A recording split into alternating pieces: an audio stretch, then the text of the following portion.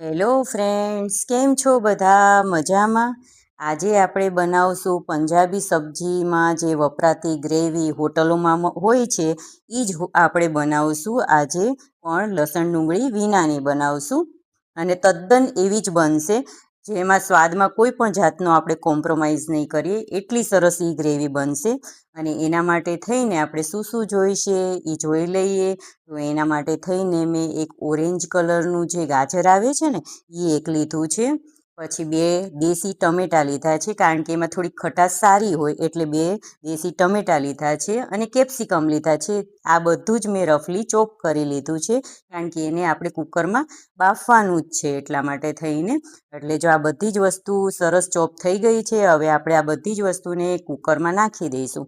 ચાલો, જો મેં કુકર લીધું છે, એની અંદર ટમેટાં નાખી દીધા છે, ગાજર લઈ લીધા છે, કુકરમાં કેપ્સિકમ નાખી દીધા છે. કુકર હજી ચાલુ નથી કર્યું, બંધ જ છે, ખાલી એમાં મૂકેલું જ છે ગેસ ઉપર.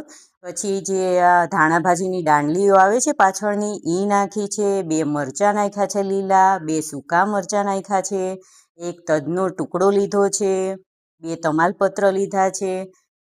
પછી 2 મોટી એલાયચી આવે છે એ લીધી છે, 4-5 લવિંગ લીધા છે, પછી 8-10 મરી લીધા છે, આખા મરી લીધા છે, 4 એલાયચી લીધી છે, નાની લીલી આવે છે એ, થોડા કાજુ લીધા છે. પછી હવે આપણે થોડાક મસાલા એની અંદર આપણા રેગ્યુલર હોય છે એ નાખીશું. એમાં 1.5 થી 2 ચમચી જેટલું મીઠું લીધું છે મેં, 2 ચમચી જેટલું કશ્મીરી મરચું લીધું છે, 1.5 ચમચી જેટલું ધાણા જીરું લીધું છે ને 1/2 ચમચી જેટલી હળદર લીધી છે. હવે આપણે એની અંદર છે એ થોડાક મખાના નાખીશું અને હવે થોડુંક 1/2 થી 1/4 ગ્લાસ જેટલું પાણી નાખીશું, કારણ કે વધારે પાણી લેવાની જરૂર નથી, આની અંદરથી પણ સબ્જીમાંથી પાણી છૂટશે એટલા માટે થઈને. અને એક ટુકડો હવે આપણે એની અંદર આદુનો નાખી દઈશું. બસ આ બધી વસ્તુને સરસ રીતે આપણે હલાવી અને એને 3 સીટી આવે ત્યાં સુધી આપણે એને કુકરને રાખશું અને પછી આપણે એને બંધ કરી દઈશું. 3 વિસલ આવે નહીં ત્યાં સુધી આપણે એને રાખવું પડશે, તો જ બરાબર અંદર જે આપણે સબ્જી નાખી છે એ બફાઈ જશે અને અંદરના મસાલા પણ બફાઈ જશે. આવી રીતના આપણે 3 સીટી કરશું. જો તમે મારી ચેનલમાં નવા હોય તો મારી ચેનલને સબસ્ક્રાઈબ કરજો અને મારી રેસીપીને વધુને વધુ શેર કરજો. અને લસણ ડુંગળી વિના જે સ્વાદ લાવવો ને એ આ જે રીતે હું તમને કહું છું ને, મેં બતાવી છે ને તમને રેસીપી, એ પ્રમાણે કરશો ને તો એવો જ સરસ સ્વાદ આવશે. જે લસણ ડુંગળી નથી ખાતા એના માટે તો બહુ સરસ આ સ્વાદ આવશે એનાથી. લસણ ડુંગળી વિના પણ બહુ સારો સ્વાદ આવે છે પંજાબીનો. જો આપણી આ બધી જ વસ્તુ બફાઈ ગઈ છે, હવે એને આપણે 15-20 મિનિટ માટે ઠંડી કરશું. એની અંદર જે તમાલપત્ર નાખ્યા હતા એ આપણે કાઢી લઈશું અને પછી એને 10-15 મિનિટ માટે ઠંડી કરશું. અને જો કદાચ આપણે ઉતાવળ હોય, જલ્દી હોય, તો આપણે જ્યારે ક્રશ કરીએ ત્યારે 2-3 ટુકડા બરફના નાખીને પછી ક્રશ કરવાના, એટલે એ ઠંડુ થઈ જાય એમાં ને એમાં અને ક્રશ થઈ જાય બરાબર.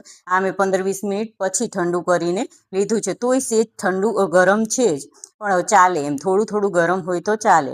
બહુ ગરમ હોય તો આપણે 2-3 બરફના ટુકડા નાખીને ક્રશ કરવું. જો આવી રીતના આપણે સરસ રીતે હવે એને ક્રશ કરી લઈશું. એકદમ ફાઇન આમ ગ્રેવી થઈ જાય ને ત્યાં સુધી આપણે એને ક્રશ કરવાનું છે. જો સરસ ક્રશ થઈ ગયું છે, હવે આવી ગળણીમાં આપણે એને ગાળી લઈશું, જેથી જે અંદર કોઈ ખડા મસાલા છે કે કોઈ સબ્જીના ચંક્સ રહી ગયા હોય તો એ આની અંદર સરસ રીતે ઉપર રહી જાય ને આપણી ગ્રેવી સરસ ગળાઈ જાય. મોઢામાં આવે તો આપણને ગમે નહીં એવી વસ્તુ, એટલા માટે થઈને. જો મેં હવે એને ગાળી લીધી છે સરસ રીતે. હવે આપણે આને છે કડાઈમાં તેલ મૂકીને વઘારશું. હવે આપણે 1/2 થી 1/4 વાટકી જેટલું, નાની એવી વાટકી છે, 1/2 થી 1/4 વાટકી જેટલું મેં તેલ લીધું છે. અને તેલ આવે પછી આપણે એમાં ગ્રેવી વઘારશું. આ ગ્રેવી છે એ 15-20 દિવસ માટે થઈને આપણે ફ્રીઝરમાં રાખી શકીએ છીએ.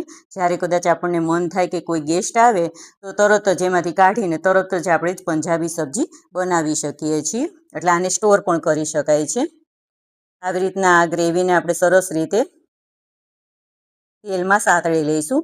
અત્યારે થોડુંક તેલ વધારે લાગે છે, પણ ધીમે ધીમે ધીમે ધીમે જેમ જેમ એ મિક્સ થશે એમ તેલ બધું અંદર એબ્ઝોર્બ થઈ જશે, એટલે દેખાશે નહીં તેલ.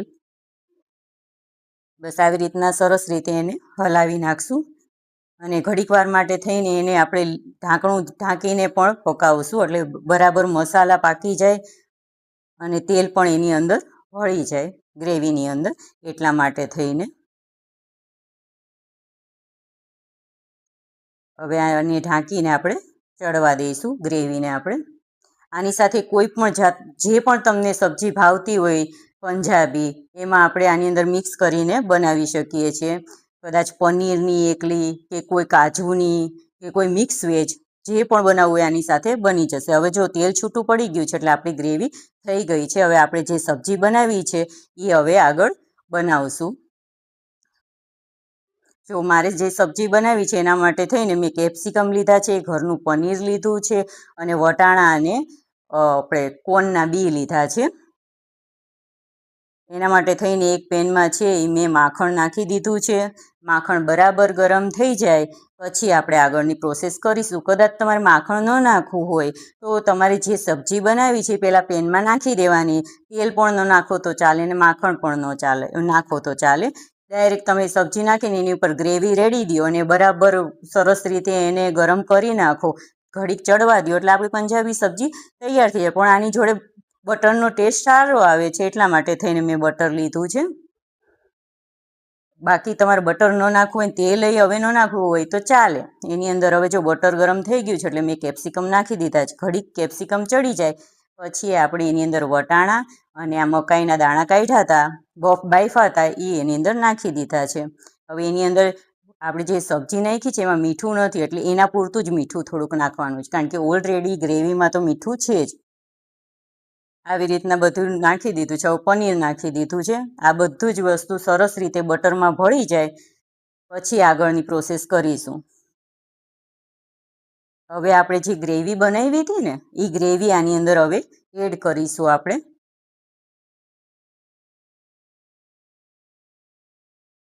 આપણે 3 થી 4 ચમચા જેટલી ગ્રેવી જોઈશે આની અંદર.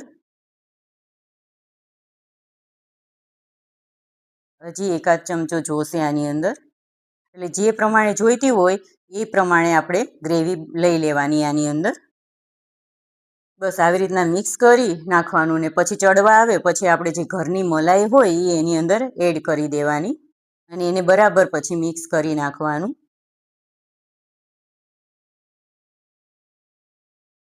બસ જો છે ને સાવ ઈજી અને ટેસ્ટ એવો ને એવો જ સરસ મળશે, બહાર જેવો જ મળશે. લસણ ડુંગળી વિના પણ સરસ ટેસ્ટ મળશે. જો આપણી ગ્રેવી તૈયાર થઈ ગઈ હતી, એ વધી હતી સબ્જી પછી પણ એ મેં આ બાઉલમાં કાઢી લીધી છે અને જે આપણે સબ્જી બનાવી હતી એ આપણે આ બાઉલની અંદર સર્વિંગ બાઉલમાં કાઢી લઈશું.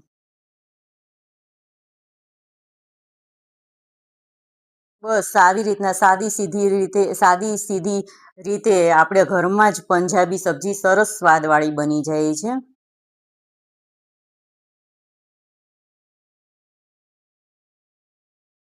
બસ જો તૈયાર થઈ ગઈ છે આપણી સબ્જી. આ જે મેં બનાવી છે 2 થી 3 જણાની ઇનફ છે.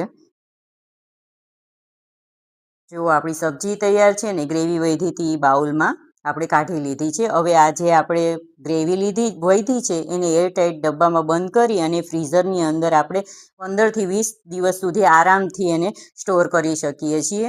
અને આપણી જે આ સબ્જી તૈયાર થઈ ગઈ છે એને હવે આપણે ઘરની બનાવેલી નાન સાથે સર્વ કરશું. આ નાન મેં છે ઘરે ઘઉંના લોટની જ બનાવેલી છે. અને કેવી લાગી તમને રેસીપી એ મને જરૂર જણાવજો. આવજો બધા.